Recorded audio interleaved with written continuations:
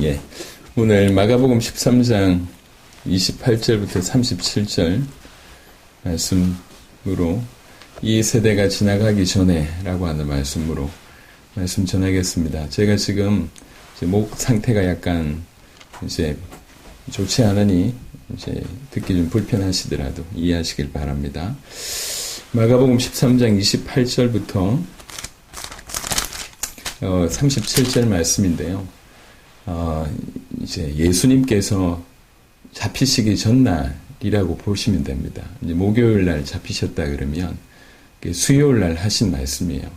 13장에 예수님께서 이제 무슨 일이 일어날지에 대한 얘기들을 이제 제자들이 물었을 때 그 답을 쭉 하는 과정에 이제 오늘 이 본문까지 이어집니다.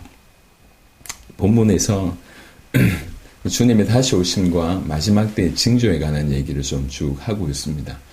여러분, 보통 이 주님의 재림이라고 하는 것들을 우리가 말씀 나누기 전에 우리가 한번 생각을 좀 해봐야 되는데요. 주님의 재림이 너무 지금 변질되어 있습니다.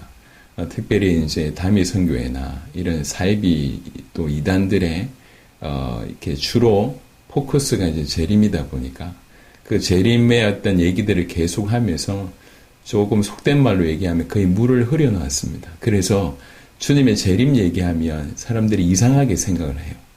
하지만 여러분, 주님의 재림은 오늘 이 시간 예비 시간 한번 생각을 해보세요. 주님의 재림은 굉장히 중요합니다. 왜 중요한 건지에 대한 근거를 한번 세 가지를 제가 한번 대볼 테니까요. 하나는 뭐냐면 이제 구약 성경에 주님의 초림에 대한 예언보다 신약 성경에 주님의 재림에 대한 예언이 훨씬 많습니다. 그러니까 밀도로 얘기할 때 훨씬 많고요. 이제 신약 성경 구절로 따지면 25 구절 중에 한 구절이 다 주님의 재림에 관한 얘기입니다. 그래서 신약 성경에만 정확하게 얘기해서 318번이 등장을 합니다.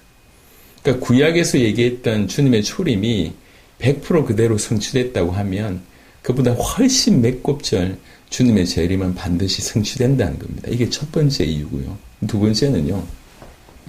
주님이 우리를 구원하는 것은 그냥 갑자기 이렇게 한 게 아니라 구속의 역사 안에 있는 거예요. 구속사 안에 있습니다. 그래서 주님이 십자가 지신 거, 주님의 부활하신 거 이런 것들이 그냥 된 것이 아니라 그 구속의 역사 안에서 이렇게 진행된 겁니다. 그 구속의 역사의 최종 완성이 뭐냐? 그게 주님의 재림입니다. 그래서 그분의 십자가를 믿고 그분의 부활을 믿는다고 얘기할 때 우리가 반드시 또 믿어야 될 게 뭐냐면 주님의 재림입니다. 여기서 끝난 게 아니라 지금 현재 끝난 게 아니라 주님의 재림이 이 땅에 왔을 때 그게 구속의 실제적으로 우리 주께서 그리스도의 사역, 그 구속의 역사를 완성하는 것이 되기 때문에 그래서 중요합니다. 또 하나는 뭐냐면 우리 구원적인 측면에도 우리 구원의 최종적인 완성이 주님의 재림과 함께 일어나는 것입니다. 그래서 주님의 재림이 있냐 없냐는 하등 얘기할 수준이 못 됩니다. 이거는 주님의 십자가처럼 가장 명확한 것입니다.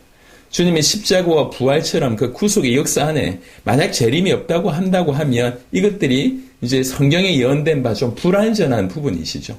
십자가와 부활이 불완전하다는 얘기가 아니고 구속의 역사 가운데 주님의 재림이 없다고 얘기하며 완성이 되지 않는다는 의미에서 불완전하다고 볼 수가 있습니다. 그래서 재림은 반드시 있을 수밖에 없습니다. 우리의 구원적인 관점에서도 재림이 있어야지 완성이 됩니다. 그래야지 우리가 영원한 하나님의 나라라고 하는 것들이 실제로 우리에게 주어지기 때문에.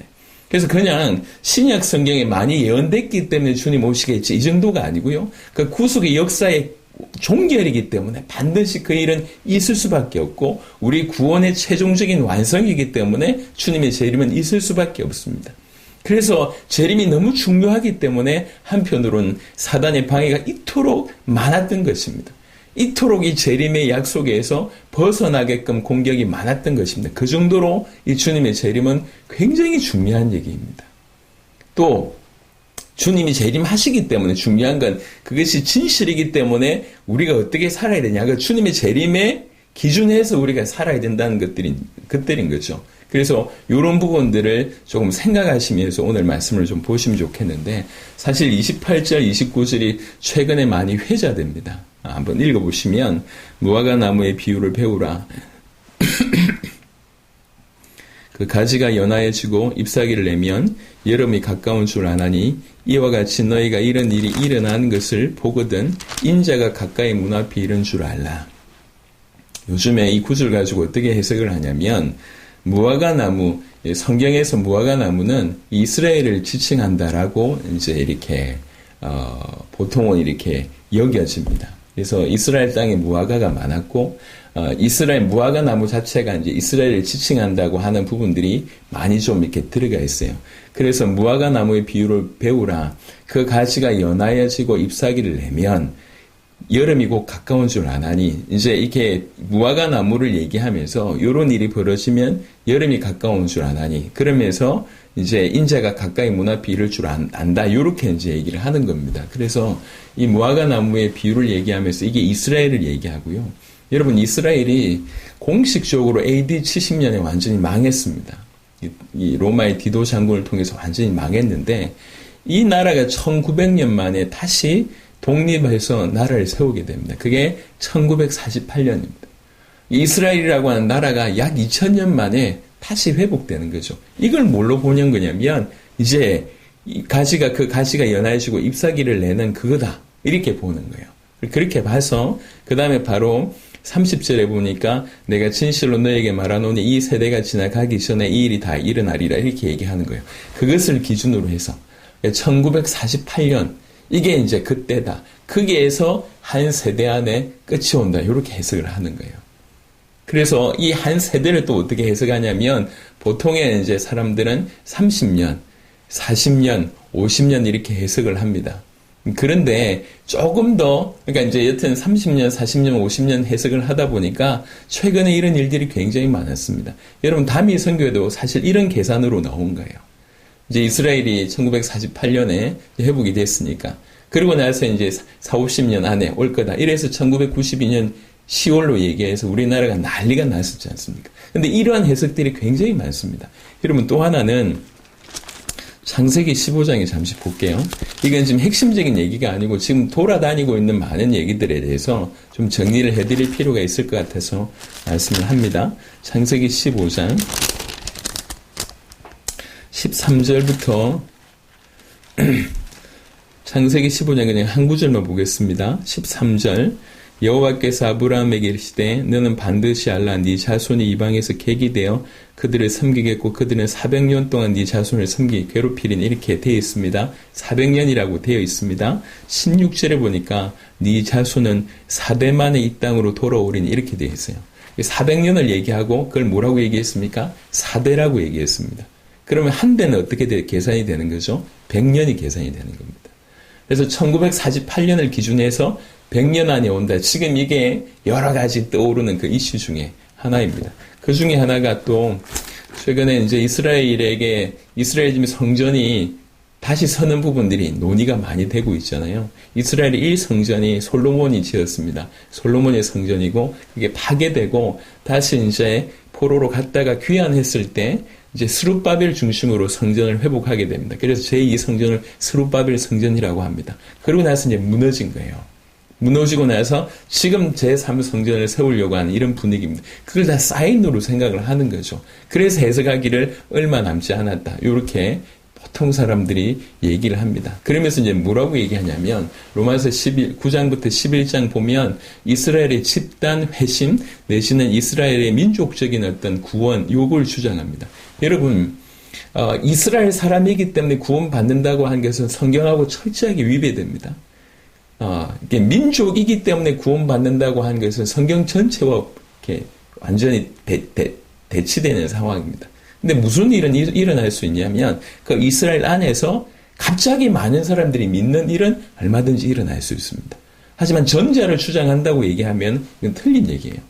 하지만 어느 때에 예언하신 약속이 맞다고 얘기할 때 민족적인 많은 회심들이 일어날 거다. 요거는 얘기할 수 있습니다. 하지만 이스라엘 민족이기 때문에 구원받는다? 성경적이 아니에요.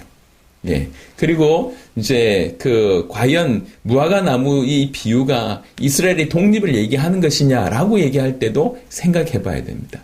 왜 그러냐면 오늘 본문을 자세하게 보시면 무화과 나무의 비유를 배우라. 그 가지가 연하여지고 잎사귀를 내면 여름이 가까운 줄 아나니 이와 같이라고 되어 있습니다. 이게 무슨 말이냐면 이건 그냥 비유라는 거예요. 비유. 이와 같이 이런 일이 일어나는 것을 보면 이런 일이 일어난다는 게 뭐죠? 무화과 나무가 이렇게 되는 그걸 얘기합니까? 아닙니다. 그 전에 얘기했던 마가복음 13장에 얘기했던 천재지변, 기근이나 지진이나 전쟁이나 그 외에 이제 이렇게 적그리스도가 일어나고 아니면 이제 지금까지 우리가 봐왔던 그 많은 것들, 다른 것들과 좀 조합을 해보면 불법의 사람이 일어나고 그리고 이제 멸망에 가증한 것이 서지 않아야 될 곳에 서는 것을 보게 되면, 그리고 이제 이 수많은 이 교회 안에서의 배교 현상이 일어나는 그런 일들, 그리고 무엇보다도 복음이 민족에게 전파되는, 모든 민족에게 전파되는 이 모든 일이 일어나는 것을 보거든 이 말이에요. 그러니까 무화과 나무가 요거는 그냥 비유일 뿐이죠. 우리 이스라엘 백성들이 다 알고 있으니까 니네가 알고 있지 않냐? 무화과 나무가 언제 이제 이렇게 꽃을 피우는지, 그때가 여름인 줄 네가 알고 있지 않냐? 그러한 것처럼 이런 앞에서 얘기했던 이런 일들이 일어나는 것을 보면 인재가 가까이 왔다는 것을 네가 알라, 이렇게 얘기한 것입니다. 그래서 이제 요즘에 워낙 그런 얘기들이 많잖아요. 최근에 그 우크라이나 전쟁도 그쪽으로 연결해서 해석을 하려고 하는 그런 시도들이 있는 것 같습니다. 여러분 뭐 참고는 할 필요가 있지만 그게 성경 얘기는 아닙니다. 성경이 그렇게 얘기한 건 아니기 때문에 너무 그쪽으로 빠져들지 않게 되길 바랍니다. 예전에 얼마 전에 뭐 트럼프 일어났을 때 뭐 트럼프가 어떻고 이스라엘이 어떻고 오만 얘기를 해. 그래서 그 모르면 못 들으면은 그냥 이렇게 어떤 큰 계시를 놓친 것처럼 이렇게 상대적으로 넘어지는 경우들이 많았었는데 전혀 그렇지가 않습니다. 이건 비유입니다. 비유. 핵심은 뭐냐면 마지막 때 이러이러한 일들이 일어날 것이다. 그 이러이러한 일들에 대해서 얘기를 쭉 했습니다. 그러니까 그런 일들이 일어날 때 마지막에 가까웠다는 걸 알라는 거죠. 그래서 요는 뭐냐면 정말 믿는 자는 분별해야 된다는 겁니다. 이런 일들이 일어나고 있음에도 불구하고 알지 못하면 어찌 살겠냐 말. 적어도 믿는 자들은 시대를 분별할 줄 알아야 된다. 지금 기근이나 전쟁이나 아니면 뭐 그 외에 수많은 예수님께서 얘기하셨던 많은 일들, 즉 그리스도가 일어나고 복음이 이렇게 전해지고 핍박이 일어나고 멸망에 가증한 것이 서지 못할 곳에 서고 이런 많은 일들이 일어날 때 적어도 그것을 분별해야지 이걸 잘 대처하지 않겠나라고 하는 부분의 각도입니다. 그래서 30절에 보면 내가 진실로 너희에게 말하노니 이 세대가 지나가기 전에 이 일이 다 일어나리라 라고 얘기합니다. 그래서 이제 많은 사람들이 이제 뭘 글을 쓰냐면 이 세대가 지나가기 전에 이 부분에 초점을 굉장히 많이 맞춰요. 초점을 맞춘 이유가 뭐죠? 그러니까 이제 어떻게든 우리 살아있을 때 주님 오신다고 하는 것들을 믿기보다는 이 세대를 어떻게 해석해가지고 이제 그렇지 않으려고 하는 생각들을 굉장히 많이 하는 것 같습니다. 그래서 조금 이단적인 사람들은 이 세대를 아까 말씀드렸듯이 30년, 40년, 심지어는 100년 이래서 어떤 긴박함을 조성하고 또 그렇지 않은 사람들은 이 세대의 의미를 원어적인 의미 다 해석해서 이제 이렇게 좀 긴 시간으로 이렇게 여튼 이 한 세대, 이 세대를 굉장히 포커스 맞춰가지고 도대체 이게 몇 년이냐, 요게 굉장히 많이 어떤 집중되어 있습니다. 하지만 이건 어떤 뜻을 얘기하냐면, 우리 베드로후서를 얘기를 좀 보겠습니다. 베드로후서 3장 보겠습니다. 베드로후서 3장 8절 사랑하는 자들아, 베드로후서 3장 8절입니다. 사랑하는 자들아, 죽게는 하루가 1000년 같고 1000년이 하루 같다는 이 한 가지를 잊지 말라. 이것은 그냥 이 세대가 무한하다라고 하는 개념보다는 항상 오늘이라고, 바로 이 세대라고 생각하는 부분이 더 초점이 있다고 하는 것으로 해석을 할 수가 있습니다. 사실은 우리 주님이 얘기하신 초점은요, 예수님 이후부터 지금까지 2000년에 수많은 세대가 존재했지 않습니까? 그 모든 세대에게 동일하게 얘기하고 있는 거예요. 그 모든 세대에게 네 세대에 올 수 있다. 네 세대에 오게 해라. 라고 하는 관점이 사실은 더 강합니다. 여러분, 이 세대라고 하는 표현을 예수님이 굳이 쓰셨습니다. 여러분, 만약에 예수님께서 오실 날을 지정을 해줬다면 무슨 일이 벌어질까요? 한번 생각을 해보세요. 지정을 해줬다면 무슨 일이 벌어질까요? 그 전까지는 신앙생활 열심히 할 필요 없어요. 펑펑 놀다가 오실 날이 다 됐구나. 이렇게 하면서 그때 정신 차리든지 아니면 그때가 되면 모든 일상이 멈추게 되는 겁니다. 주님 오셔야 되는데. 그러면서 다른 건 다 안 하고 담임 선교회 했던 것처럼 다 이렇게 소복 입고 기다리는 이런 대혼란이 일어나는 겁니다. 그래서 일부러 우리 주님께서는 그 일을 알려주지 않으셨습니다. 이게 그런데도 불구하고 우리에게 뭘 요구하고 있냐면 너희 세대에 주님 오신다고 믿을 것을 사실은 요구하고 있습니다. 제가 지난번에도 말씀드렸지만 어떤 다른 분들은 이게 뭐 묵시적인 어떤 부분이다. 뭐 시간의 어떤 개념이 없는 부분이다. 이런 다 얘기하는데 뭐 그런 해석은 다 차치하고서요. 제가 늘 얘기하지만 우리는 시간이라고 하는 이 위에 서 있습니다. 과거, 현재, 미래라고 하는 이 시간의 흘러감 속에 있지만 우리 주님은 모든 시간을 초월하십니다. 모든 시간을 초월하시면서 모든 시간에 현재로 계신 분이십니다. 그게 우리가 믿는 하나님이십니다. 시간을 창조하신 그 하나님은 모든 시간을 초월해서 모든 시간이 현재로 가십니다. 즉, 이 말씀을 줬던 그 사도들에게 말씀하실 때도 현재로 계시지만 지금 우리에게도 이 성경을 통해서 말씀하실 때도 동일한 어떤 각도, 동일한 중심으로 말씀을 하시는 것입니다. 그래서 너희 세대, 이 세대가 지나가기 전에 이 일이 다 일어나리라 라고 하는 이 말씀을 하시면서 뭐라고 얘기했냐면 천지는 없어지겠으나 내 말은 없어지지 아니하리라. 당신의 말씀의 권위를 얘기합니다. 절대로 없어지지 아니하는 그 영원성에 관한 얘기를 하고 있습니다. 우리는 이 말씀을 그렇게 받아들여야 됩니다. 내 살아있을 때 우리 세대에 주님 오신다고 믿고 살아야 된다고 볼 수가 있습니다. 여러분, 이제 글을 좀 찾아보고 인터넷을 좀 뒤져보면 제가 이제 이런 아이러니를 보게 됩니다. 워낙 이단들이 이렇게 설치다 보니까 자꾸 이것만 강조하면 뭐가 됩니다? 일상이 무너지게 되잖아요. 그러니까 일상이 무너지기 때문에 그것을 방지하기 위해서 또 적극적으로 주님 오신다는 건 맞다. 주님 오신다는 걸 맞기 때문에 뭘 해야 되냐? 오늘 사과나무 심어야 된다. 이렇게 얘기하는 거예요. 주님 오신 게 맞기 때문에 그것은 사모하되 일상이 충실해야 된다. 그렇게 얘기하는 겁니다. 왜 그러냐면 이단들이 워낙 강하게 얘기해서 일상들이 무너지기 때문에 이렇게 주님 오신다는 건 부인할 수 없겠고 또 오신다는 믿음으로 살되 그 삶을 어디로 옮겨야 되냐면 그냥 내 일상에 충실해야 된다. 이쪽으로 끌고 가고 있습니다. 여러분 앞에 이단들도 틀렸지만 여러분 일상을 무너뜨리라는 얘기를 하는 것이 아닙니다. 일상생활만 하는 것이 문제라고 말씀을 드리고 싶은 겁니다. 그게 당연히 해야 되겠지만 그게 전부가 아니잖아요. 내가 이제 내 가정에 충실하고 우리 교회 열심히 다니고 맞습니다. 당연히 그렇게 해야 되죠. 하지만 그것만이 아니라는 거죠. 주님 오시는 것을 정말로 기다린다고 하면 어떻게 지금 내 주변에 이것만 생각하면서 살 수 있냔 말이에요. 예. 지금 우리가 복음 전하지 않으면 저 이슬람권들은 어떻게 되는 것입니까? 저 공산권들은 어떻게 되겠습니까? 공산권과 이슬람권이 아니더라도 우리 주변에 복음 받지 못한 사람들 어찌 되겠습니까? 그리고 정말 복음을 전해야 될 뿐만 아니라 복음을 진실로 전하기 때문에 우리의 삶을 돌아보며 우리의 삶을 계속 갱신시켜야 되는데 그냥 우리 일상생활만 아니면 우리에게 주어진 것만 충실하게 한다. 정말 주님 오시기를 간절히 사모하는 사람은 그럴 수가 없습니다.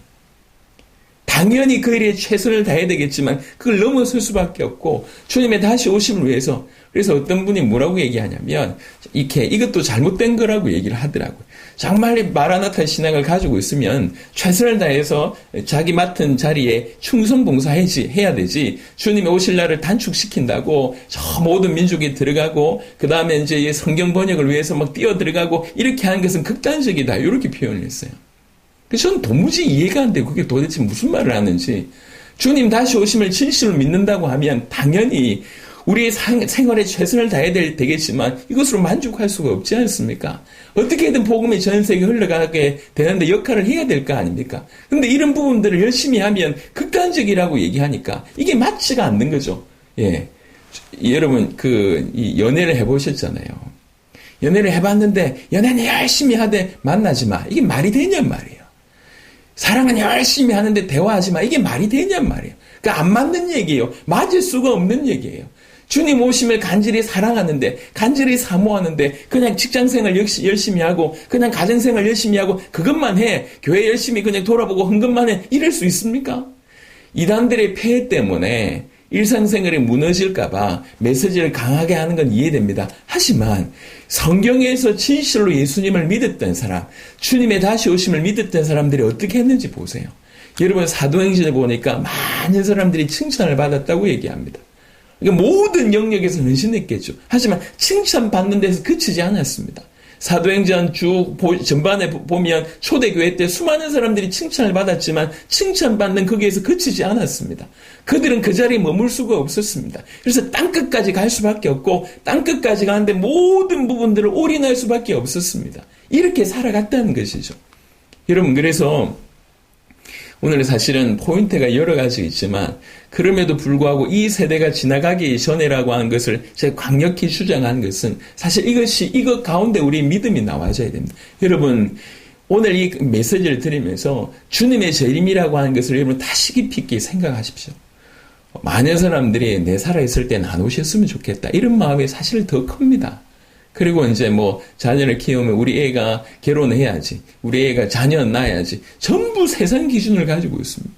그러니까 할 수만 있다면 주님 천천히 오세요. 이게 기독교인들의 모습입니다. 여러분, 그건 올바른 모습이 아니에요. 그가 나를 위해서 죽었다고 정말로 믿으면, 그가 나의 신랑이고 내가 그의 신부라고 정말로 믿으면, 영원한 하나님의 나라가 진짜고 이게 그냥 잠시 지나가는 찰나라고 하는 사실을 진실로 안다고 하면 우리가 간절히 소원해야 될 것이 그분의 오심과 또 그분과 함께 영원한 하나님의 나라, 이게 다 이것이 소원되어져야 되는 거, 이것이 정상 아닙니까? 이게 진짜입니다. 그걸 위해서 오늘을 사는 거죠. 그걸 위해서 이날을 사는 것입니다. 그게 믿는 자의 모습입니다. 그렇게 살아야 됩니다. 그래서 주님의 재림은 반드시 오십니다. 신약에 그토록 많이 얘기하셨던 말씀이고요. 심지어 구약에도 주님의 오심을 얘기할 때 항상 초림과 재림이 같이 들어가 있는 경우들이 많습니다. 그만큼 주님의 재림이라고 하는 것은 확고하고 확실합니다. 하지만 왜 주님이 재림하셔야 되는지 또 이유도 우리가 분명하게 알아야 됩니다. 주님의 재림은 구속의 사역의 완성이에요. 반드시 오셔야지 그것이 완성이 된다는 거죠. 그게 종결이 된다는 거죠. 예수님께서 무슨 일을 하시다가 중도에 그만 포기한다, 있을 수가 없습니다. 그래서 주님의 재림은 반드시 일어날 수밖에 없고 그게 일어나야지 구속의 완성이 됩니다. 우리 구원의 입장도 그 구원이 완성되는 것이 주님의 재림으로 완성이 되는 것입니다. 이 모든 것들을 염두에 둘 때 주님의 재림은 100% 있습니다. 그 주님의 재림하실 때 성경은 뭐라고 얘기하냐면 모든 역사를 끝내신다고 얘기합니다. 모든 역사를 끝내시고 죽은 자를 다 살리시고 그리고 심판하신다고 얘기합니다. 하나님의 자녀들에게는 그 심판하실 때 최종적인 영광을 안겨주십니다. 그리고 우리의 원수되었던 그 모든 원수들을 징벌하십니다. 이 원수라고 얘기할 때 당연히 사단이고 악이고 죄까지 포함되겠죠. 그 모든 원수를 징벌합니다. 우리의 눈에서 눈물을 닦으시죠. 여러분, 우리가 또 하나 이렇게 주님의 재림에 관해서 굉장히 사모할 수 있는 부분들, 위로가 될 수 있는 부분 중에 하나가 뭐냐면, 우리를 위해서 우리 주 예수께서, 그리스도이신 예수께서 우리를 위해서 대신 죽으셨지 않습니까? 우리를 위해서 대신 심판받으신 거죠. 우리를 위해서 대신 정죄받으신 거죠. 우리를 위해서 우리 죄를 위해서 예수님께서 모든 죄의 대가를 그 몸 안에서 치루신 거죠. 그분이 우리 변호자가 됩니다. 그분이 우리 구원자입니다. 그런데 그 구원자, 우리 변호자, 그분이 주님의 재림 때는 그분이 이제 심판자로 오신다는 거예요. 우리를 위해서 목숨 건 그분이 이제 심판자로 오신다는 게, 이게 우리에게 큰 위로가 되는 것입니다. 그분이 우리를 구원하신 게 맞다고 하면 그 심판의 그때 주님의 재림에는 심판의 권세를 가지고 그분이 오십니다. 그게 얼마나 위로가 됩니까? 나를 사랑하시고 나를 건지신 그분이 심판자로 오셔서 그분이 우리를 심판하십니다. 영원한 새하늘과 새 땅이 우리에게 주어지는 사실은 놀라운 일들이 이제 벌어진 거죠. 그게 주님의 재림입니다. 그래서 주님의 재림은 진실로 믿는 자에게 최고의 위로가 되는 거예요. 최고의 위로가 되고 최고의 비밀이 되는 것입니다. 그래서 정말로 이 땅에서 예수님께서 나를 위해서 십자가 지시고 부활하시고 내 모든 걸 위해서 정말 대신 죽으셨다고 믿는 자는, 그가 나의 주인이라고 믿는 자는 당연히 주님의 재림을 사모할 수밖에 없고 사모해야 되고 그것을 위해서 살아야 됩니다. 그런데 그런 마음이기 때문에 이 주님의 재림이 너무 확고하기 때문에 우리는 어떤 마음으로 오늘을 살아가야 되냐면 이 세대가 지나가기 전에 이 일이 다 일어날 것을 그렇게 믿고 살아가라고 하는 거죠. 제가 오늘 조금 전에 영상을 보여드렸습니다. 사실 저는 볼 때마다 참 도전이 됩니다. 여러분, 우리 세대에 우리 손으로 세계복음화를 이라고 외쳤던 그 학생자원 운동에 가장 큰 수혜를 입은 나라는 우리나라입니다. 그들 중에 우리나라에 들어온 선교사님들 중에 거의 50%가 그분들의 영향, 그 학생자원운동의 영향을 받아서 온 겁니다. 지금 우리가 그래서 참된 구원을 받은 거 아닙니까? 여러분, 역사를 보시면요, 정말로 세계를 복음화하겠다. 자기의 단체 성장이 아니라, 자기의 교회 부흥이 아니라, 정말 이 복음으로 전 세계를 살리겠다고 하는 그때마다 하나님 놀라운 역사를 일으키셨습니다. 너무 놀라운 일들을 행하셨습니다. 그러니까 대표적인 것이 학생자원 운동이라고 생각할 수 있습니다. 우리는 지금 그 믿음으로 살아나가는 거예요. 우리가 지금 전 세계에 나아갈 때 우리의 소리를 내지 않습니다. 성경에 있는 초대교회가 얘기했던 예수님이 하나님의 아들 그리스도다. 오직 이 복음을 얘기하고 있습니다. 그리고 주님 다시 오신다고 하는 그 방향을 얘기하고 있습니다. 그것이 전부니까 철저하게 성경의 전도, 예수님이 가르쳐 주신 그 전도로 진행했습니다. 우리는 우리의 소리를 내지 않았습니다. 우리 교회 얘기하지 않았습니다. 우리 조직을 삼지 않았습니다. 앞으로도 그럴 겁니다. 철저하게 낮아져서 성경에서 말한 이 복음만 얘기할 거고 주님 다시 오신다고 하는 그 얘기만 할 거고 그 방향으로 우리에게 전거주셨던 그 성경의 전도 모든 민족으로 제자를 삼아라. 사실 이것만 얘기할 거고 이것만 드러낼 것입니다.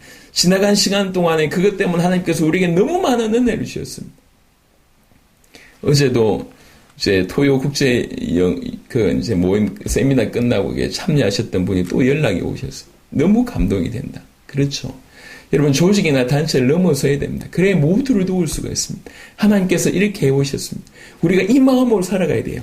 우리 세대에 주님 오신다고 믿고 사셔야 됩니다. 제가 지난번에 말씀드렸지 않습니까? 그 모 그룹의 그 중요한 어떤 역할을 하시는 목사님이 벌써 1년이 훨씬 넘으셨어요. 이분이 저를 만나시더니 너무 시원하다. 그러면서 하신 말씀이 목사님 세대가 아니라 내 세대에 주님 오신다. 나는 그렇게 믿는다. 이렇게 얘기하죠. 1년이 훨씬 넘으신 분이 그렇게 얘기하시더라고요.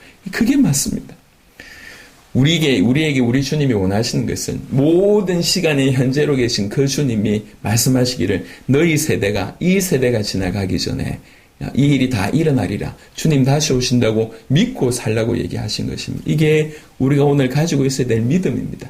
주님 재림에 대해서 희미하게 생각하시지 마시고 오시는데 오실 수밖에 없는 이유를 오늘 명확하게 기억하시고 그러하기 때문에 그 믿음을 기준으로 해서 그 주님의 재림을 기준으로 해서 우리는 이 세대에 그 일이 일어날 것을 믿고 살아가는 것이 이것이 지혜입니다. 여기 마가복음 13장의 평행 본문이 마태복음 24장이고요. 그 다음 누가복음 21장인데요. 마가복음 13장 28절부터 32절 얘기를 쭉 합니다. 여러분, 이 중에 32절에 그러나 그날과 그때는 아무도 모르나니 하늘에 있는 천사들도 아들도 모르고 아버지만 아시느니라고 얘기했습니다. 여러분, 어떤 이유이든지 어떤 날을 제시하는 것은 100% 이단입니다. 예수님께서 얘기하시기를 아들도 모른다고 얘기했습니다. 어떤 분들은 무식하게 요걸 끄집어내서 하신 말씀이 이봐라, 예수님은 하나님 아니다. 하나님인데 어떻게 모르는 게 있냐 이렇게 얘기하고 있는 거예요. 그 말이 아니에요. 지금 마치 예를 들면 아버지가 이제 뭔 일을 결정하는데 엄마가 다 알잖아요. 아들이 아버지 뭔가를 알고 싶어서 엄마한테 막 얘기할 때 어머니가 얘기하잖아요. 나는 모른다고. 왜 그렇습니까? 아버지의 권위를 세우는 거예요. 예수님께서 지금 그 얘기를 하고 있습니다. 예수님께서도 이렇게 모른다고 얘기하는 걸 왜 굳이 알고 발부둥치며 이날이다 저날이다 얘기하는지 모르겠어요. 그 모든 것들은 성경적이지 않습니다. 그 근거를 댈 때 이스라엘의 절기를 갖다 대도 틀렸습니다. 세대주의자들이 대부분 그 얘기하는데 그 모든 것들이 옳지 않습니다. 다 틀렸습니다. 여러분, 날에 의지하지 마세요. 성경은 예수님께서 언제 이런 일이 벌어지겠습니까? 제자들이 얘기할 때 날에 대한 언급은 없었습니다. 대신 힌트를 주셨어요. 그게 징조들이에요. 그래서 우리는 날보다 이 징조를 통해서 분별하면 되는 것입니다. 그래서 어떤 형태로든지 날을 제시하면 이런 마음을 닫으시길 바랍니다. 100% 이단입니다. 자, 그리고 이 본문 이후에 이어지는 것이 우리 마태복음 24장 잠시 보시도록 하겠습니다.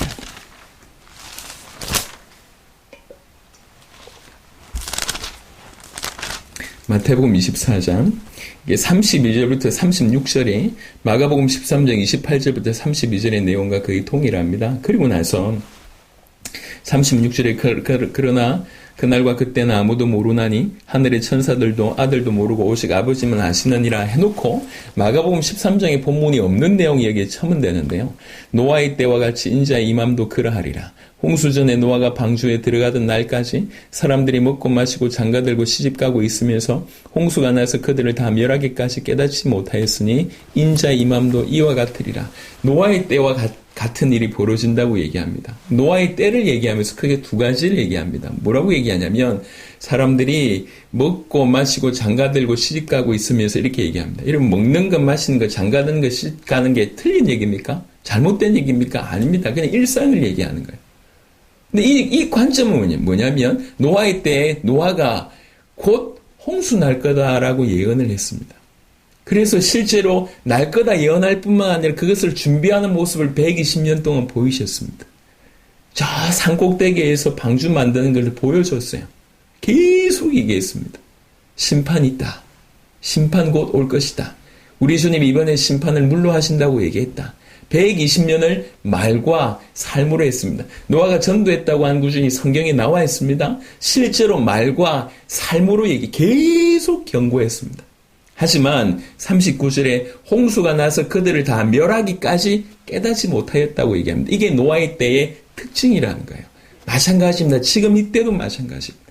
사람들이 평범한 삶을 살고 있습니다. 그 평범함이 나쁜 게 아니에요. 근데 뭐가 나쁘냐면 귀담아 듣지 않은 거예요. 심판이 있다고 얘기하는 건데 그걸 무감각한다는 거죠. 아예 받아들이지 않는다는 거예요.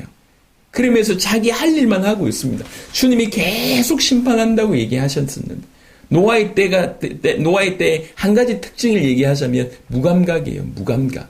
그러니까 지금 이때가 그렇습니다.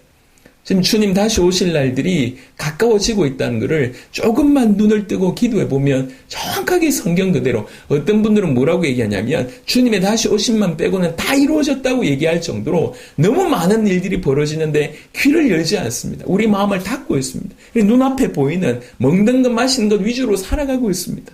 그게 가장 중요한 일이라고 생각하고 있는 것이죠. 이게 안타깝습니다. 계속 무너집니다. 무너질 수밖에 없습니다. 노아의 때와 같은 일들이 벌어집니다. 이제 누가복음 21장에도 잠시 보겠습니다. 비슷한 구절이 하나 더 있어서 누가복음 21장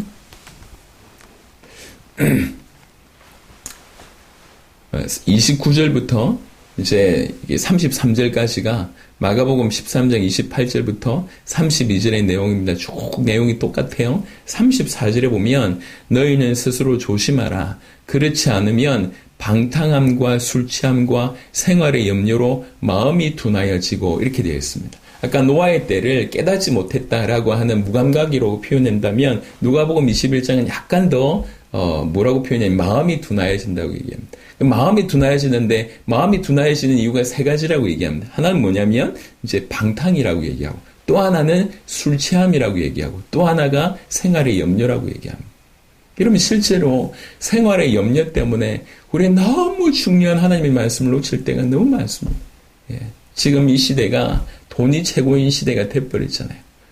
그러니까 돈 버느라 그리고 어떻게든 그걸 모으느라 하나님 말씀에 집중하고 하나님 말씀대로 살기보다는 그냥 전부 이것을 위주로 삽니다. 이것 위주로 살면서 결국 하나님 말씀을 끌어당겨서 자기의 어떤 부를 더 확장시키는 데 이용하는 그 정도 수준.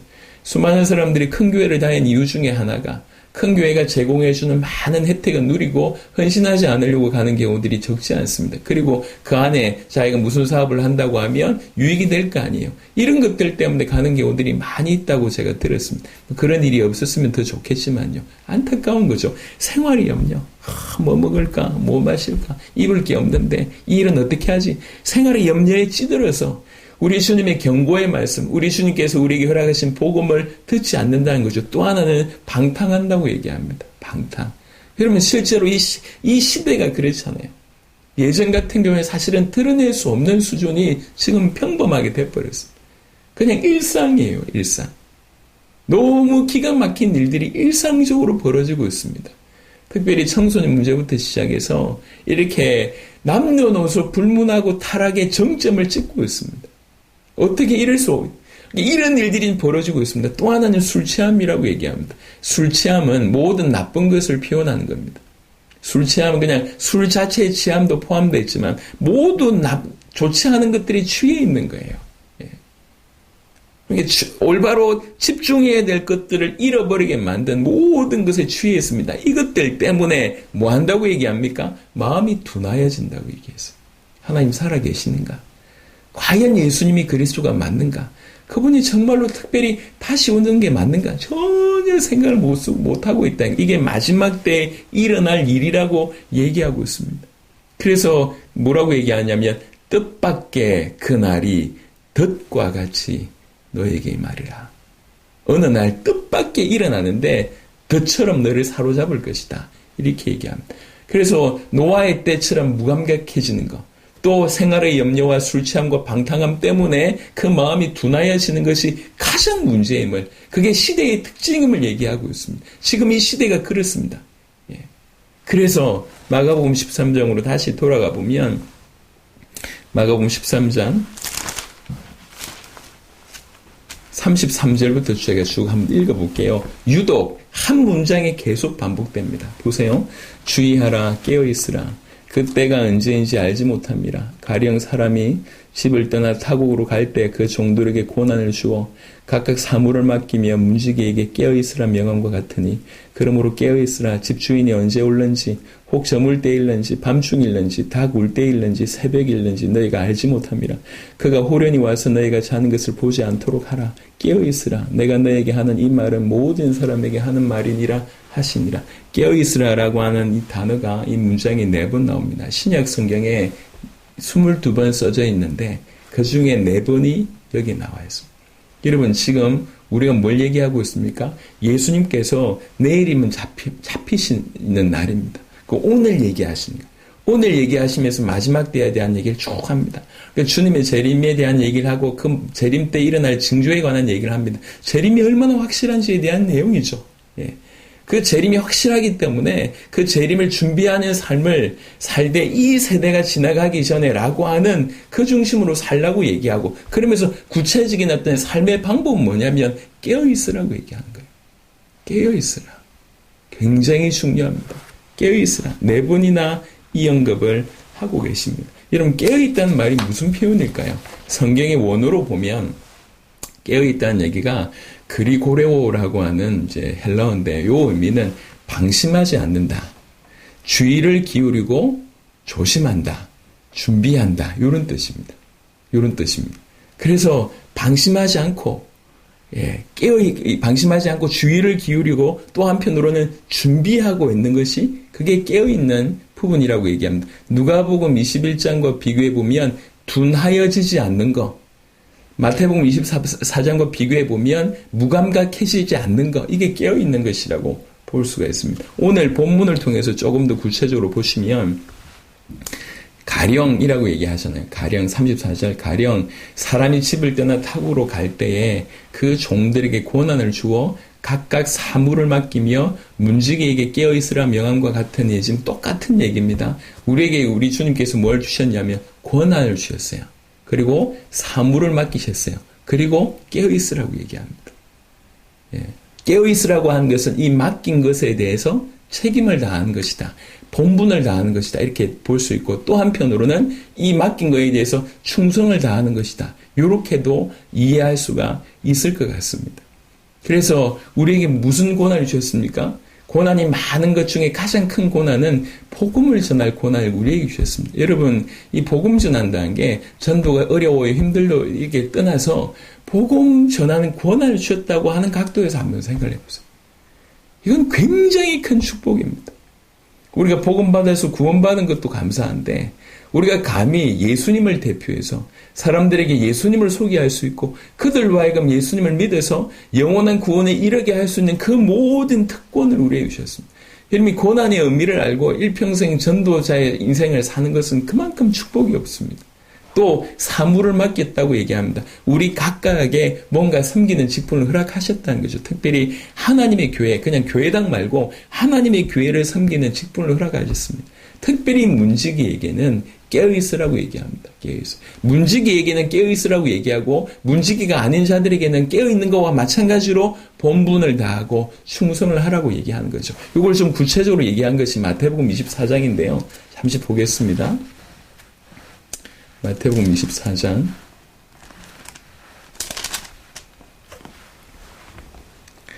42절부터 쭉 보겠습니다. 한 예가 나옵니다. 마태복음 24장 42절. 그러므로 깨어있으라. 어느 날에 너희 주가 임할는지 너희가 알지 못함이니라.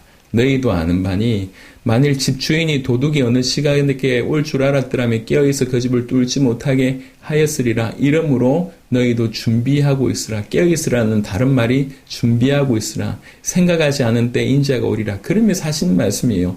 충성되고 지혜 있는 종이 되어서 주인에게 그 집 사람들을 맡아 때를 따라 양식을 나눠줄 자가 누구냐? 어떤 충성되고 지혜 있는 종이 되어서 이렇게 주인이 맡겨주신 그 많은 사람들에게 계속 양식을 나눌, 필요한 부분들을 때를 따라서 양식을 나눌 자가 누구냐?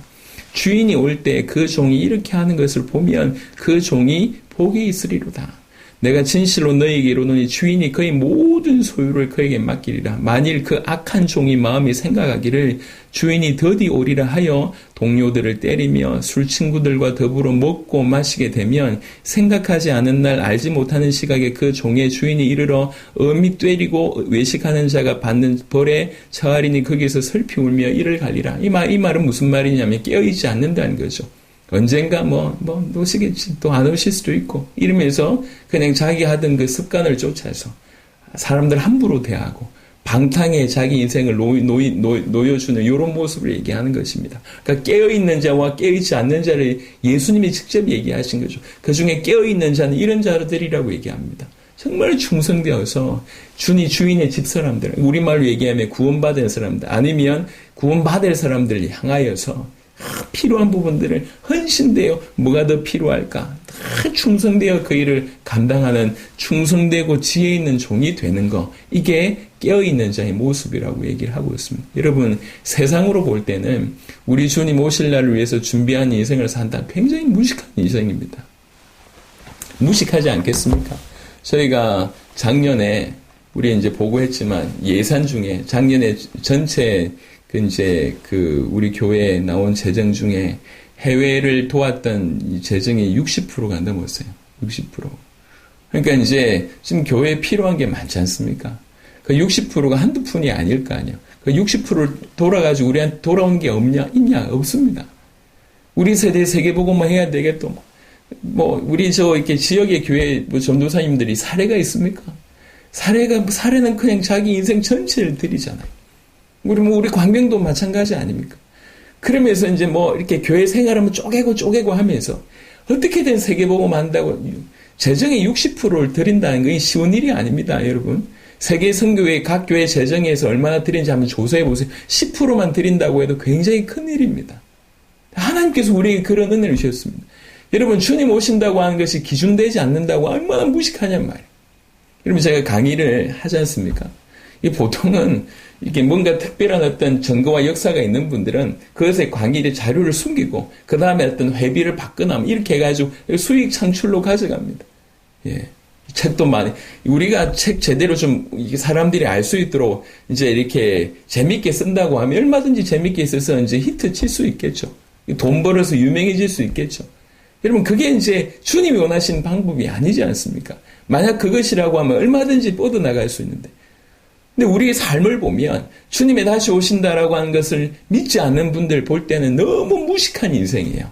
우리처럼. 하지만 우리가 정말 깨어있는 어떤 그런 범주에 있다고 하면 우리처럼 사는 것만큼 은혜 받는 게 없다고 저는 개인적으로 생각합니다. 여러분, 주님의 재림은 확실합니다. 제발 여러분 마음을 여시길 바랍니다. 예. 언젠가 오겠지. 먼 미래 그게 아니고 주님의 재림이 나와 직접적으로 연관이 없다고 하면 우리의 삶 자체를 돌이켜봐야 됩니다. 내가 뭘 믿고 있는지를 확인해봐야 됩니다. 여러분이 예수님을 믿고 있습니까? 그 예수님이 도대체 여러분하고 무슨 상관이 있습니까? 그 예수님이 여러분의 신랑이십니까? 여러분의 주인이십니까? 여러분에서 정말로 모든 것을 드린 여러분을 사랑하시되 죽기까지 사랑하신 그분이십니까? 만약 그렇다고 얘기하면 신랑 되신 그분, 나 때문에 목숨 들이신 그분을 우리가 소원하고 그분 오시기를 기다리는 게 당연한 거 아닙니까? 그분만 오셔도 좋은데 그분이 오심으로 말미암아 우리에게는 진짜가 시작됩니다. 새하늘과 새 땅이 주어집니다. 영원한 하나님의 나라에서 그야말로 이 찰나적인 인생과 비교할 수 없는 영원한 왕으로서 우리는 살게 될 것입니다. 이 썩을 몸이 아니라 부활체의 몸으로 완전히 바뀝니다. 그것을 소망한다고 하면 그것을 위해서 그것 때문에 오늘을 사는 거 아닙니까? 그게 신자의 삶이에요. 주님의 재림은 틀림없이 있습니다. 그러하기 때문에 기왕이면 이 세대, 우리 세대에 그 일이 일어날 것이라고 믿고 사는 거, 이게 올바르다는 거. 우리 주님도 그렇게 말씀하셨고 실제로 그렇게 믿었던 모든 자들에게 우리에게 역사하셨습니다. 하나님의 역사 중에 우리도 마찬가지잖아요. 가진 거 아무것도 없습니다. 능력도 없습니다. 제가 생각할 때 아는 게 하나도 없어요. 근데 제가 요즘에 너무 신기한 게 나름 어떤 큰 역할을 하시는 분들이 우리의 모습 보고 너무 도전받아 하는 거예요. 어쩌다가 우리가 이 지경이 됐습니까? 이 좋은 말인, 어쩌다가 우리가 이렇게 됐냐 말이에요. 예. 아무것도 없는데 하나님 우리를 통해서 이런 일을 행하셨잖아요. 왜 그랬습니까? 저는 바로 이 신앙 때문이라고 생각합니다. 이 신앙을 우리 주님이 보셨다고 생각합니다. 이 세대가 지나가기 전에. 우리는 이렇게 받아들이셔야 됩니다. 이 세대가 지나가기 전에 틀림없이 주님 오시니까 해야 될 것이 오늘 본문을 통해서 해야 될 것이 있다고 하면 깨어 있어야 된다는 거죠. 시대를 분별하고 무감각해지지 않고 무분별해지지 않고 정말로 조심하며 방심하지 않고 주의를 기울이면서 한편으로는 준비하는 삶, 충성되고 지혜 있는 어떤 그런 삶으로 살아가야 된다고 하는 것이죠. 우리에게 고난을 맡기셨고 우리에게 사물을 맡기셨기 때문에 그것에 최선을 다하면서 가야 됩니다. 틀림없이 우리 주님은 우리가 이렇게 살고 있을 때 호련히, 오늘 36절에 호련이라고 표현했습니다. 그가 35절부터 보니까 그러므로 깨어있으라 집주인이 언제 올는지 혹 저물 때이든지 밤중일는지 다 굴 때있는지 새벽일는지 너희가 알지 못함이니라. 그가 호련히 와서, 분명히 성경은 이렇게 얘기합니다. 호련히 와서 누가복음 28 1장의 뜻밖에 와서 너희가 자는 것을 보지 않도록 하라. 깨어있으라. 내가 너에게 하는 이 말은 모든 사람에게 하는 말이라. 전 세계 모든 사람들에게 이 말을 하신다고 얘기를 하고 있습니다. 지금 우크라이나의 어떤 벌어진 전쟁 때문에 참으로 마음이 안타깝습니다. 안 일어나야 될 그런 전쟁이 일어난 걸 보면서 참으로 안타깝습니다. 어떤 국력의 어떤 이익 때문에 그렇겠죠. 하지만 이면에 이것 또한 주님 오실 길이 멀지 않았음을 우리에게 보여준 여러 가지 사인 중에 하나가 아닌가 생각합니다. 그래서 우리 주님이 십자가 지시기 전날에 이렇게 긴 시간을 투자하면서 이렇게 자세하게 하신 말씀을 우리가 절대로 흘려듣지 말아야 된다는 것. 우리 마음에 새겨야 됩니다. 주님의 재림은 반드시 이루어집니다. 이루어져야지 주님의 구속의 역사가 종결이 되는 겁니다. 완성이 되는 겁니다. 우리 구원의 완성이 그때 되는 것입니다. 그래서 반드시 일어나야 합니다. 일어날 수밖에 없습니다. 반드시 오십니다. 반드시 오시는데 우리 주님이 얘기하기를 너희 세대에 이 일이 일어난 것이라고 믿으라고 얘기하시는 겁니다. 우리는 그 믿음을 가져야 됩니다. 그 믿음이 복잡하거나 어려운 게 아니잖아요. 우리가 우리의 주님과 어떤 관계인지 안다고 하면 복잡한 얘기가 아닙니다. 사랑하는 사람이 오늘 온다고 얘기하는데 기분 나쁘고 짜증나고 그건 올바르지 않잖아요. 저기 이제 이렇게 아들이 군대 갔는데 오늘 휴가 나온다. 짜증나고. 하도 자주 나오면 좀 짜증날 수 있지만 오랜만에 첫 휴가 나온다. 얼마나 사모하겠냐. 음식 준비해놓고 그러지 않겠습니까? 그게 당연한 것인데. 이제 우리 이렇게 얼마 있다가 이제 우리 새봄이 이제 출산하게 되겠죠. 우리 광이 틀림없이 울지 않을까 생각하는데 태어났다. 짜증난다. 이게 맞냔 말이에요. 그렇게 기다리던 애가 태어나는데 짜증난다. 이 말이 안 맞잖아요. 우리 입장으로도 얼마든지 생각해 볼 수 있는 얘기 아닙니까? 우리 세대 오시는 이 좋은 얘기예요. 감사한 얘기예요. 제발 우리 세대 오세요. 이게 올바르지 않겠습니까? 그러면 그걸 기준으로 해서 우리는 깨어있는 삶을 사는 거예요. 어떻게 주님 우리 세대 오신다고 믿는 사람이 허랑방탕하게 살 수 있겠고, 남들처럼 그냥 돈 버는데 이렇게 목적 없는, 그냥 돈 버는 것 자체가 나쁜 게 아니지 않습니까? 목적 없는, 집 먹고 잘 살기 위해서 이렇게 자기 인생을 그렇게 드릴 수 있겠냐면 그럴 수가 없습니다. 이건 총체적인 얘기예요. 총체적인. 그래서 오늘 마가복음 13장의 본문을 통해서 정말로 우리 주님의 재림이 이때, 이 세대가 가기 전에 이 일이 일어난다. 믿게 되시길 바라고, 그러해서 깨어있는 저와 여러분들 진실로 되시기를 그리스도 예수 이름으로 축원합니다. 이 시간에 같이 한번 기도하면 좋겠습니다. 우리 주신 본문을 가지고 같이 기도하고요. 말씀 가지고 붙들고 기도하되, 특별히 우리 우크라이나 사태를 두고 기도했으면 좋겠습니다. 주님, 정말 속히 전쟁이 멈춰질 수 있도록 많은 생명들을 이렇게 그 어려움 중에, 죽음 가운데 주님 건져달라고, 또 러시아와 우크라이나에 있는 수많은 기독인들이 엎드려서 기도하고 있는데 주님, 그들의 기도의 제목에 주님 응답해달라고, 우리가 지금 함께 그 나라를 위해서 좀 기도할 필요가 있겠다 생각합니다. 주신 메시지와 그 우크라이나 어떤 전쟁을 두고 이 시간에 한 2, 3분 정도로 간절히 한번 음소거 해제하시고 기도하시게 되길 바랍니다. 기도하겠습니다. 하나님 감사합니다. 주님이 우리에게 귀중한 시간들을 허락하여 주셔서 감사합니다.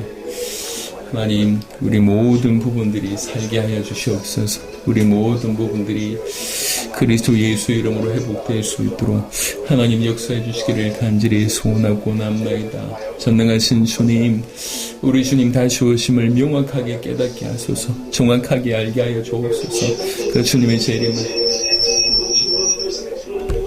틀림없이 우리나라에 이루어질 것입니다. 그 주님의 재림을 통해서 주님 일하실 줄 믿습니다. 아버지 하나님이여, 확실하게 100% 주님 오신다고 믿게 하시고, 그래야지 주님의 사역이 아버지 하나님이 종결이 되며, 아버지 하나님이여, 또 우리 구원의 완성이 아버지 최종적으로 이루어지는 줄 믿기에 아버지 재림의 필요성, 절대적으로 일어날 수밖에 없다고 한 것들을 다 깨닫게 해주시기를 주여 간절히 원합니다. 그러하기 때문에 아버지는 깨어있게 하여 주옵소서. 특별히 우리 세대에 이 일이 일어날 것이라고 믿고 깨어있는 우리 모두가 될 수 있도록 하나님 역사해 주시기를 간절히 소원하고 남나이다. 우리 모든 성도들에게 주여 이 은혜를 베풀어 주시옵소서. 또 이 시간 기도할 때 아버지 하나님, 정말 우크라이나의 우리 전쟁을 주님 아버지 멈춰지게 하시옵소서. 아버지 하나님, 그들에게 그들의 생명을 주님 건져 주시옵소서. 그들의 위협 가운데 그들을 보호하여 주옵소서. 수많은 아픔들이 존재하오니 주님 속히 전쟁이 멈춰질 수 있도록 하나님 역사하여 주옵소서. 주님이여 국제 정세를 주님이 사용하여 주시며 주님 우크라이나와 러시아 성도들의 기도를 들으시소. 주님 응답하소서. 주님 역사하여 주시옵소서. 주님이여, 정말 그런 은혜들이 아버지 그들 모두에게 주님 있도록 하나님 역사해 주시기를 간절히 소원하고 나옵니다. 아버지 감사합니다. 아버지 감사합니다. 주님이 놀라우신 은혜로 역사해 주시옵소서. 놀라우신 주님의 은혜로, 놀라우신 주님의 역사로 아버지 역사해 주시옵소서. 아버지 하나님이여, 모든 것들을 통해서 우리 성도들의 마음이 모아지게 하시옵소서. 주님, 하나님 말씀을 믿는 믿음 가운데 거하게 하소서. 그 믿음 가운데 거하면서 주님의 놀라우신 뜻을 이룰 수 있도록 하나님 역사해 주시기를 간절히 소원하고 나옵니다. 아버지, 주님의 재림을 바라보며 아버지 그것을 귀하게 여기며 그것을 기준하고 표준하게 나아갈 수 있도록 하나님 역사해 주시기를 기도합니다. 학생자원운동에 주셨던 그 은혜대로 하나님 우리 모두에게도 동일한 은혜를 주여 베풀어 주시기를 간절히 소원하고 원합니다. 하나님 모든 교회에 크신 은혜가 임하도록 하나님 역사해 주시옵소서. 주님, 정말 기도하며 나아가며 하나님 인도받을 수 있도록 하나님 역사하여 주시옵소서. 주님이여 놀라우신 은혜로 역사하여 주시옵소서. 아버지, 이 교회를 통해서 주님, 생자오는 것 같은 그 이상의 일들이 일어나게 하셔서 주님 끝낼 수 있도록, 오 주님 끝낼 수 있도록, 오 주님 끝낼 수 있도록 하나님 역사해 주시옵소서. 감사드립니다. 주 예수 그리스도 이름으로 기도합니다. 기도하겠습니다. 하나님 감사합니다. 오늘 이 시간에 또 주님의 재림에 관해서 성경적으로 정확하게 정리하게 하셔서 감사하고, 정말 우리 세대 내에 이 일이 일어날 줄 믿고 살 수 있도록 도전 주셔서 감사합니다. 깨어있는 자 되게 하소서. 깨어있는 삶 살게 하소서.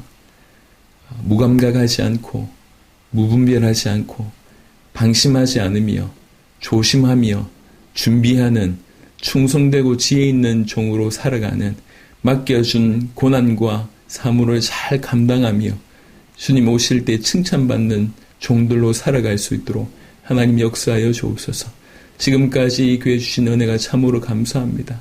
주님 오실 날을 바라보며 더욱 힘을 내며 기쁘고 즐겁게 이 길을 걸어갈 수 있도록 역사하여 주옵소서. 감사를 드렸고 우리 주 예수 그리스도 이름으로 기도드렸습니다. 아멘.